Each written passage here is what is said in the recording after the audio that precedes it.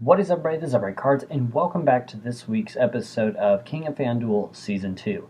You can see this week was probably one of the roughest we've had to do with each other, and that was because we chose 3 games in which you could only choose players from those games. I won't go over the games, I'm going to go over the lineups, and then we'll talk about this week's lineup. So, Russell Wilson was not a great pick against the Rams. I thought it would be a back and forth kind of game, maybe a little higher scoring. You don't see the Rams doing that too much this season. And he ended up throwing 2 interceptions and fumbling with no throwing touchdowns, which really hurt my Tyler Lockett pick, but it is what it is. Beat to the 0-7-1 this week. Murray was a phenomenal choice, and I even chose not to get DeAndre Hopkins. If you guys watched last week's episode, I didn't even have Russell as my pick. I had somebody else. But I did end up losing by almost 20 points. As soon as I saw that DeAndre Hopkins had caught that pass from Kyler Murray, I kind of knew it was over. I really didn't get to watch any football over the weekend. Chiefs bye week and a lot of stuff going on personally did not allow for me to watch games, so I kind of just heard about what happened more or less.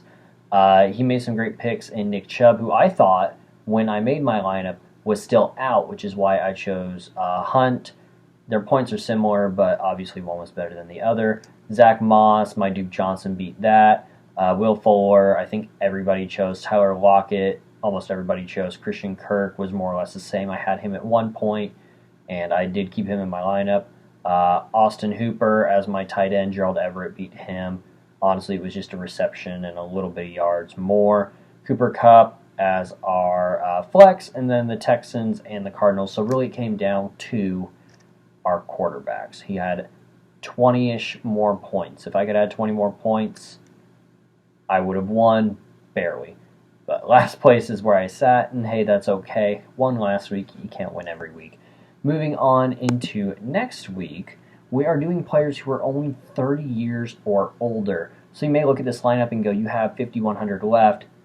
That's a lot. But the choices are extremely slim, especially in the running back position.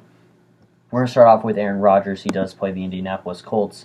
They do not play at home, but I think they're doing really well right now. I think he's a front runner for MVP. Russell's up there too. Dak would have been up there if he wouldn't have gotten hurt.